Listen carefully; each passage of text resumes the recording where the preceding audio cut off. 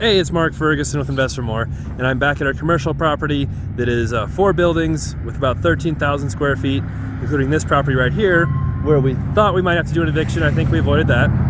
But of course, we have more drama at the property, and it's very fitting for my channel. There's a camper here. So we'll talk about the camper, what's going on here, and the neighbor too. So of course there's stuff happening on my channel. We've had lots of evictions and squatters and break-ins and different stuff this last year, and it doesn't surprise me anymore.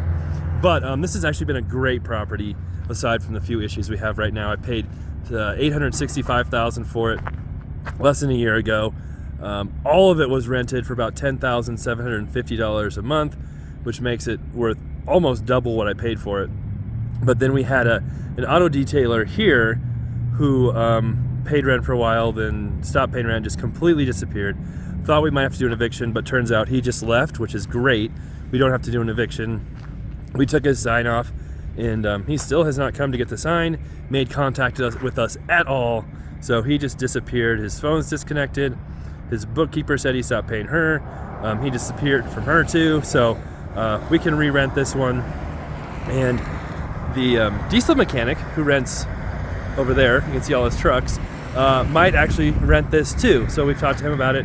He rents the big shop right there, and he also rents kind of the Quonset hut beside it. I know some people said that's not a Quonset hut, but actually the back is circles all the way down to the ground. It's just kind of like the front. They didn't go all the way down, but I think it's still technically a Quonset hut. But anyway, he might rent this spot. We just want to wait a little bit longer to make sure the old tenant doesn't contact us, talk to us. And there's a church that just rented the spot next to him, past that white truck over there. And you can see the diesel mechanic kind of parks some of his trucks over there, but they've got an agreement. They talk to each other. The diesel mechanic uses his lot kind of during the week, and the church uses the diesel mechanic's lot on Wednesday nights, Saturday, Sunday. So they know each other, get along, so that's cool to see.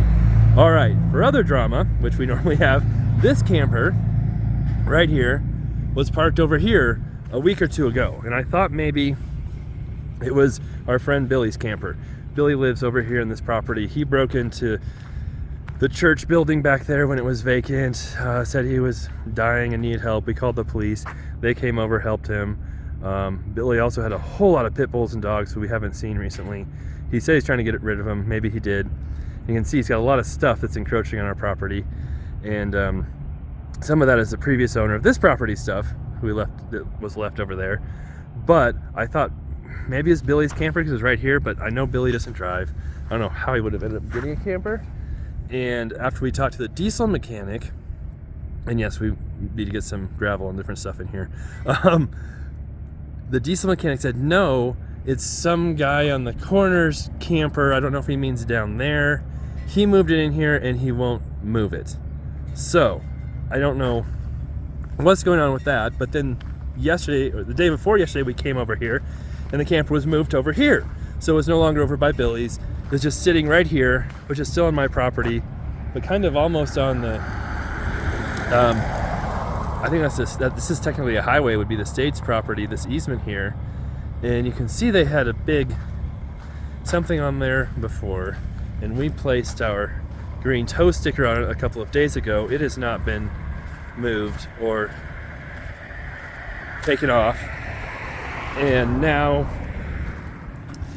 we need to figure out how to get rid of this thing. So we've had lots of camper stories on my channel before. You can see it's very beautiful, and lots of issues. And the big issue is lots of tow companies do not want to tow these in our area. They just won't do it. There's issues with private property towing and campers, and a lot of people don't want to take campers. They're just junk. So we had a really hard time finding a company to tow campers away before, because we had someone who dropped off a camper to flip and wouldn't come get it. Now that camper magically disappeared to another spot, and the city or state will tow it if it's on their street, if it's on their property. If it's on private property, the city, state won't do anything, police won't do anything. So if these do magically appear on the street somewhere, they'll get towed. Otherwise, it's really difficult. So you can see too, I don't think it's like this before. Someone came and broke this window. I don't know if they broke in or what's going on, but I don't feel like poking my head in there, that's for sure. I have no idea if there's someone living there. I have no idea what's going on, but I sure would think they could find a better place to park it if they're living there than right here. So that's the drama. We'll work on getting it towed, see what options we have. Of course, we'll have updates on that, but of course we have another camper story here. We also had a stolen camper dropped off at one of our flips last year with a stolen truck, and those people were actually caught and arrested, so that's kind of cool to see that happen. And we've had other camper stories at our properties too. So another camper story, but we avoided eviction. The property's actually doing pretty well aside from that, and yeah, there we go. So if anybody knows whose camper this is, that'd be awesome. Tell them to move it, or else it might disappear pretty soon.